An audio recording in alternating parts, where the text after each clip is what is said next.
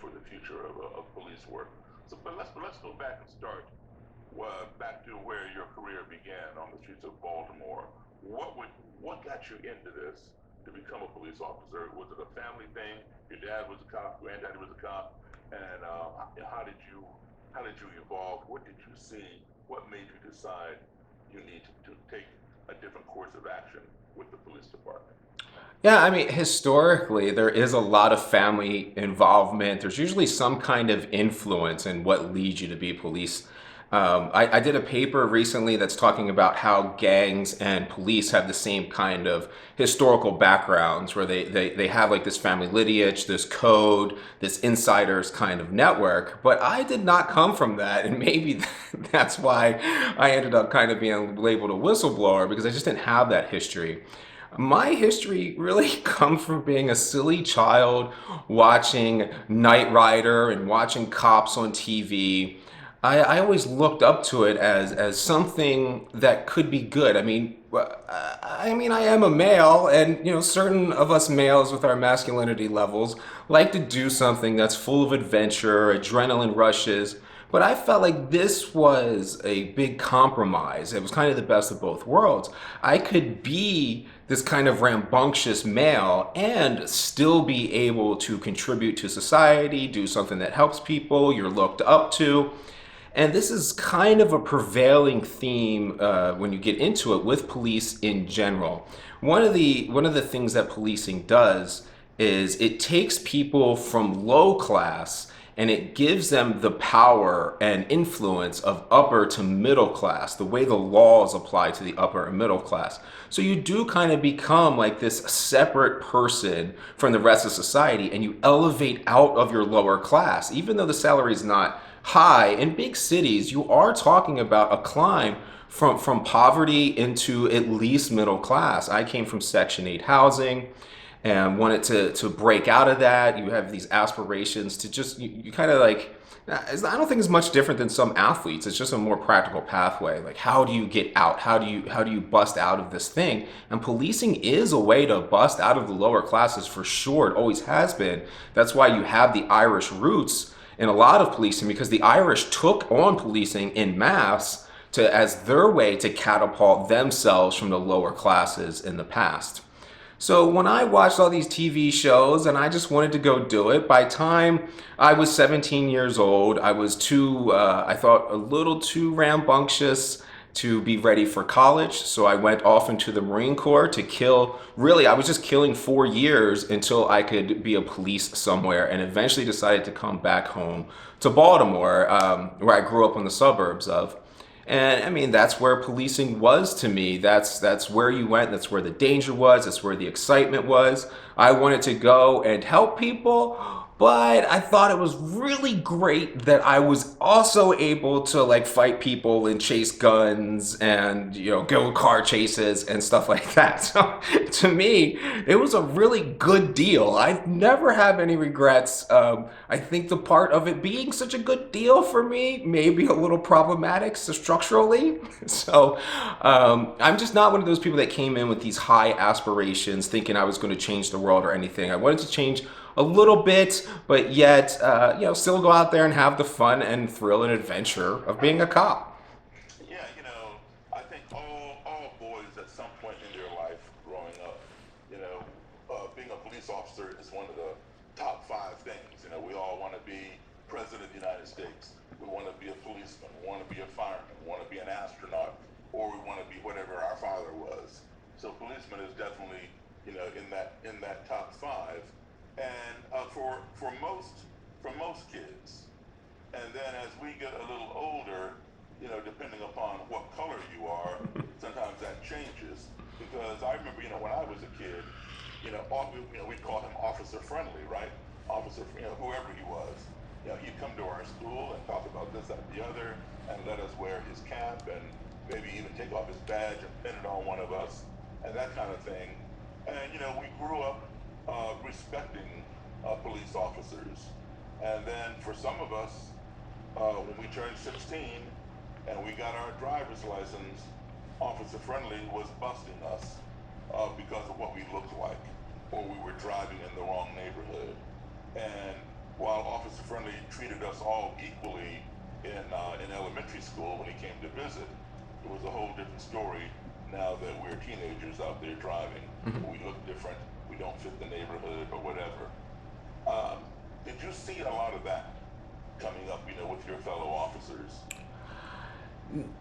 No, I think this is a confusing thing that you don't often see. I think this is generally something that comes from the perspective of the other side. You have to be subjected to the state authority of policing to see that. I think from the cops' role, especially, I come from Baltimore, where the police department's 50% black, and my police commissioner is black, my lieutenant's black, my mayor's black, my state's attorney's black, my president was black, my attorney general was black. Literally, my entire chain of command was black, and I was serving a black city. So I had to step outside, and I didn't really step outside until I got into drug work, which comes a little bit later on. But one thing I want to point out that you said is when you get a little older as a black male, the police start to look at you differently. Now, there's two things there. I think that officer friendly was always a lie. The objective truth is that policing is actually way less violent now than it ever has been. So you're actually in an improved police department that has a really bad image. Their data doesn't actually reflect their image. Their image reflects the data of 40 years ago, 50 years ago. Maybe you can even go to the early 90s. We could say 30 years ago. So that is the kind of perception that people have, and even police themselves are bad at demonstrating that. But the reason why, and I never really understood this, I kind of saw it as very racist too. I saw a black neighborhood and I saw the police responding to it, and it was like, why are we always in these black neighborhoods doing these aggressive things, especially when you're locking people up for minor offenses, like these traffic offenses that you're talking about. But really, when I got into it and started studying more, there is an underlying reason. And that underlying reason is that society as a whole has decided that police respond to violence. We often, for some reason, have this narrative that police respond to demographics. So if there's, black males are disproportionately killed by police. That's actually not true. But let's take that as a common exception. If black people, black males are killed by police more often, that is you have to ask, why is that? You can't just say because they're a black male. Now, because they're black is going to be pretty problematic, but because they're a male makes entire sense. Males, white, black, or anything, commit a lot more acts of aggression and violence and crime than females do. So considering that females are 51% of the population and males are 49% of the population, if we were complaining that males are disproportionately killed by the police or aggressively sought by the police, that doesn't make any sense. Of course males are looked at more often by the police than females are, especially when it comes to crimes of violence and just for the ability to absolutely carry it out to begin with. And that is a key problem when it comes to being a black male who is entirely innocent. The big problem is that other members in the black male community are committing 53% of the crimes of violence in America, despite being less than 8% of the population. And police respond to violence. They do not respond to demographics.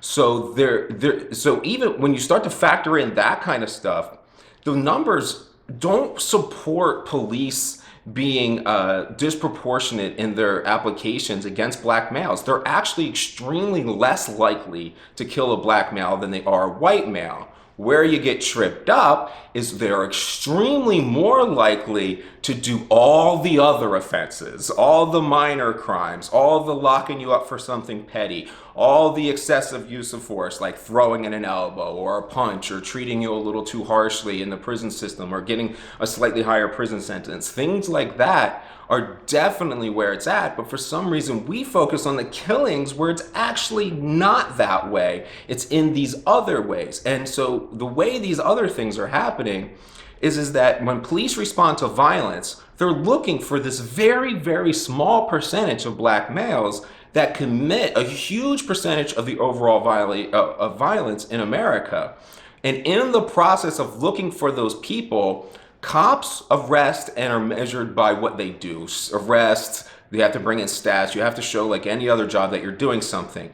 So who does the cop see? Well, while he's looking for the violent black male, there's a whole bunch of other innocent black people around him, and cops will arrest where they look. If you would have assigned me to Wall Street to go after cocaine, I would have been up there busting heads and raiding houses and searching computers and digging into those rich people's lives.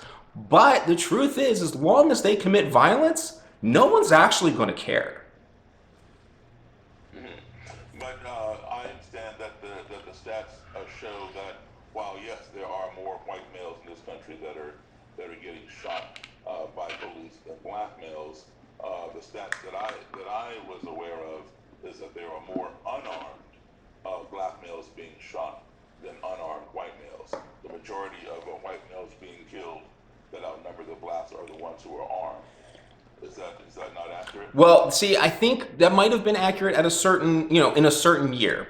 But if you take last year's, the most recent stats we have, 2019 stats, 9 unarmed black males, 19 unarmed white males.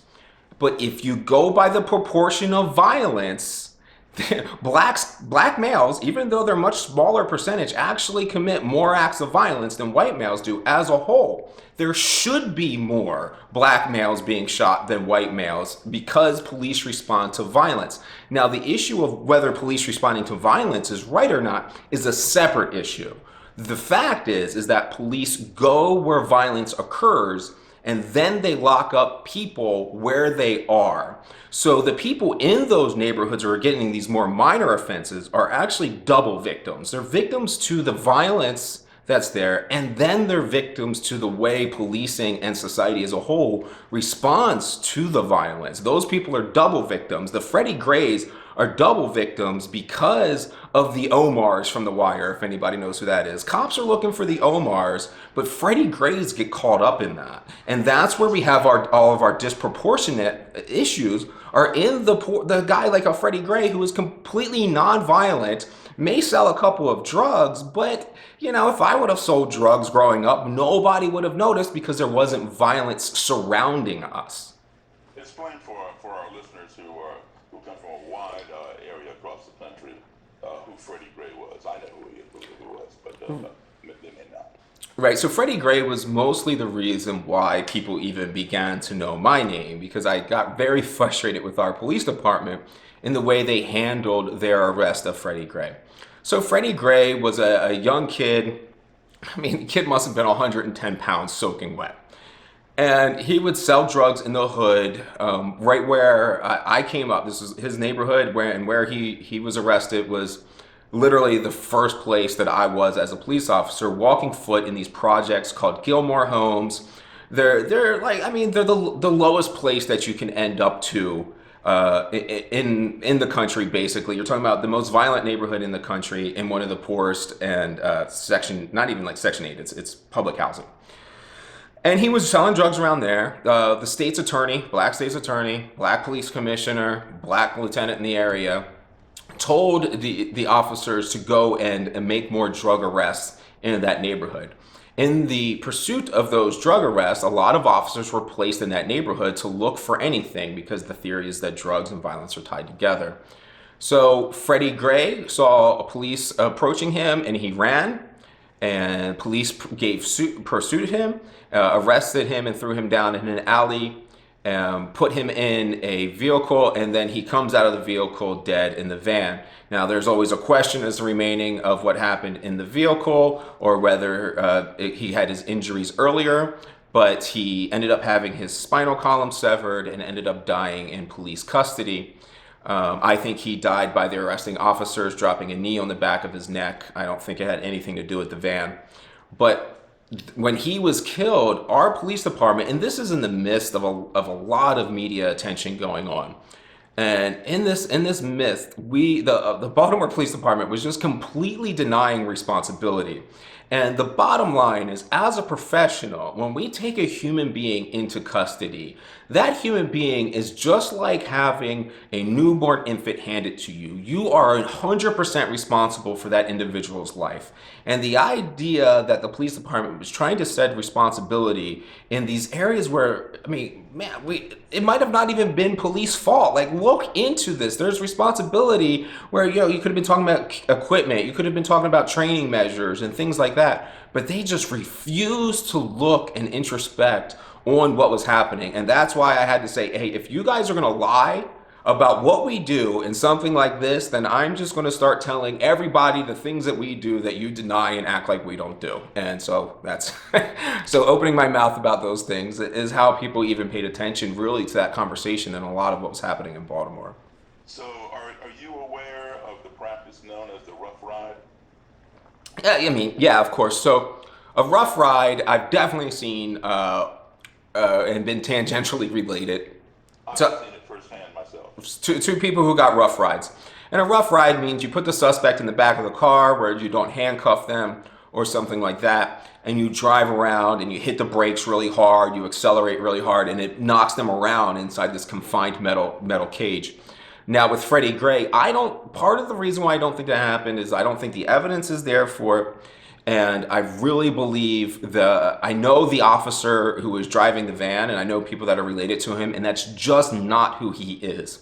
But it is the people who arrested him. So, I mean, and I think what police do a lot is when they grab somebody, they throw them on the ground and they drop a knee really hard on the back of their neck to pin them to the ground. That is a super common maneuver.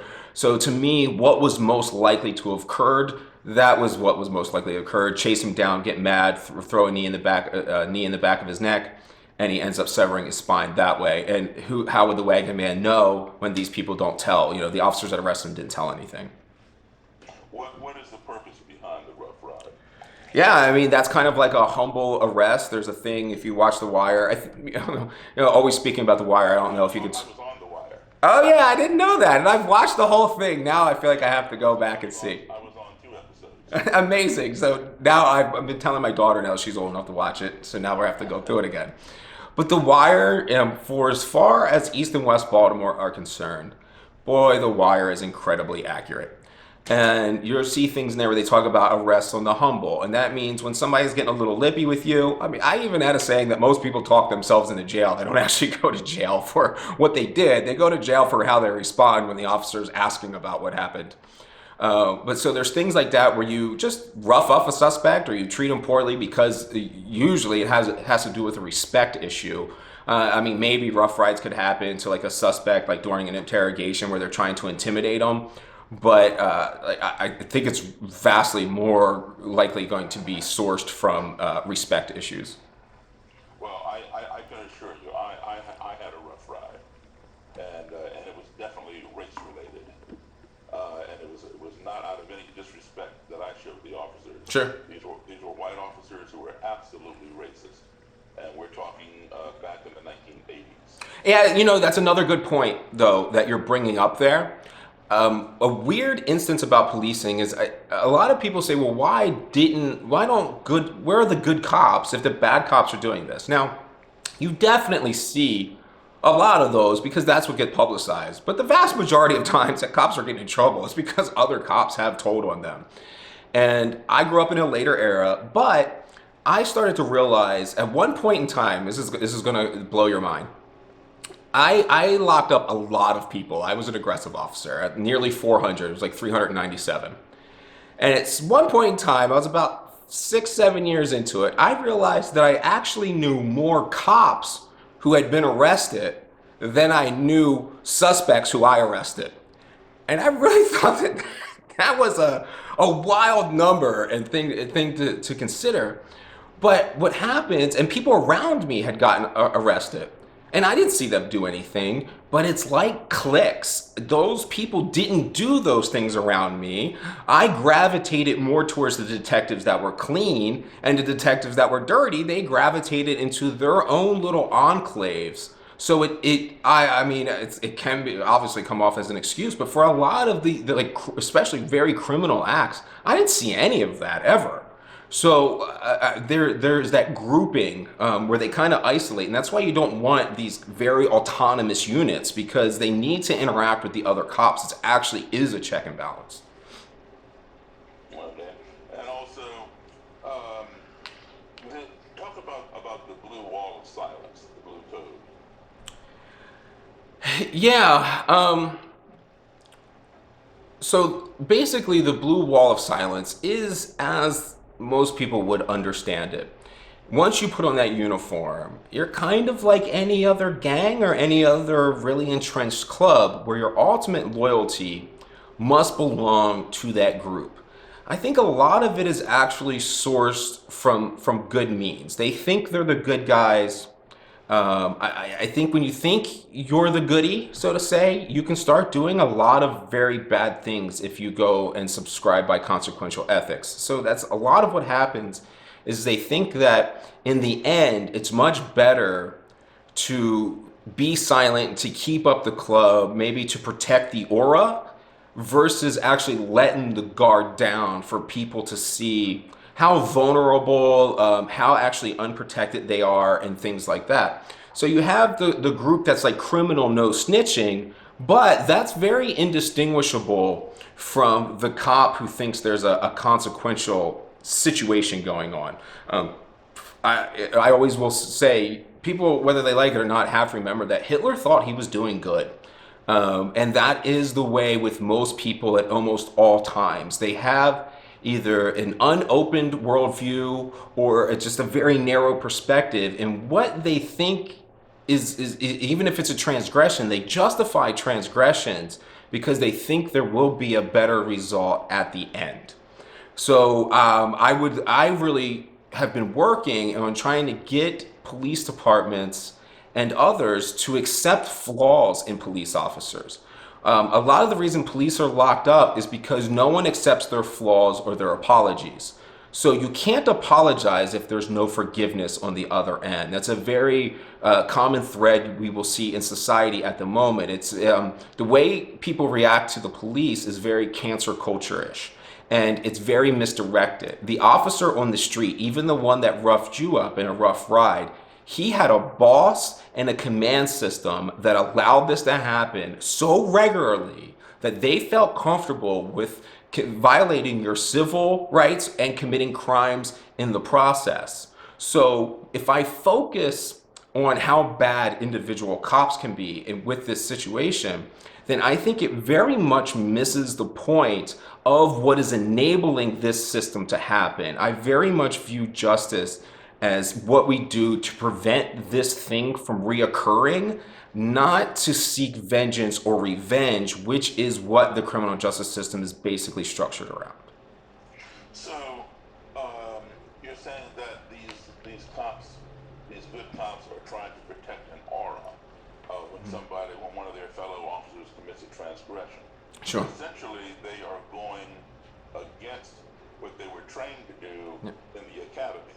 Yes. Right? And now they're out on the street doing whatever they want to do, and their fellow brothers and sisters in blue are protecting them.